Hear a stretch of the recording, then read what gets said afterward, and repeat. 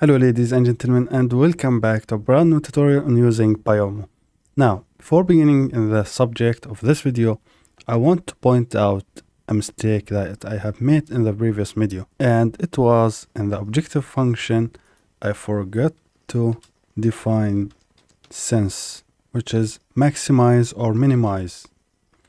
So it should be maximize, and so I forgot this one. I am sorry. So we have that. Let's go ahead and calculate the biggest sphere inside a cylinder.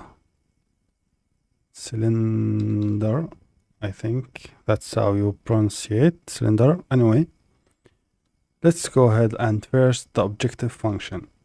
For the objective function, so I don't forget, I want to type max, so I remember to maximize for the sense, of course, and the equation is 2 times pi times r times r times h.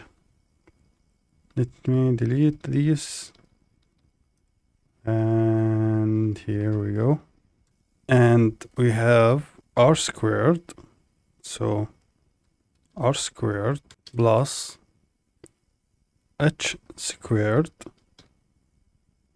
equals to r, sorry, not r squared, it's capital R.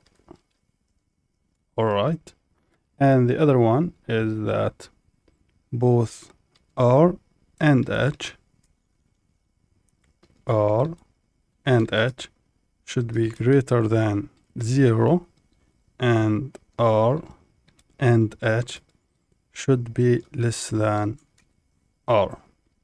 Now, and assume that r equals to 1. As always, we start with importing Pyomo and create a model, then define the parameter. So first parameter is capital R, and we initialize the value with 1. Then we have small r, and not this one, r, okay, and h. Here we go.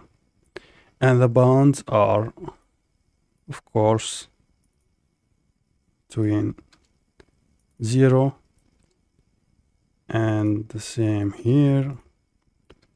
Here we go. And the next thing is we need the constraint. So the constraint is this one, and let's keep the maximize here, and the objective. So let's start with the constraint. So for constraint, it is model dot r squared and model dot h squared equals to model dot capital R squared. For the objective, it is, here we go, this, yes, 2 times pi. So the value for pi is 3.14. You can import numpy to get the exact value for pi. I am happy with this one. So this will be times r. So it will be model dot r squared, of course, times h. So model dot h. Now let's solve and see. I have error. Concrete object has no attribute x. Yes, of course. So r h constraint objective. Let's run.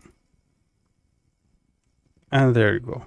Here are the value for, this is for r, for h, for constraint, and for the objective function.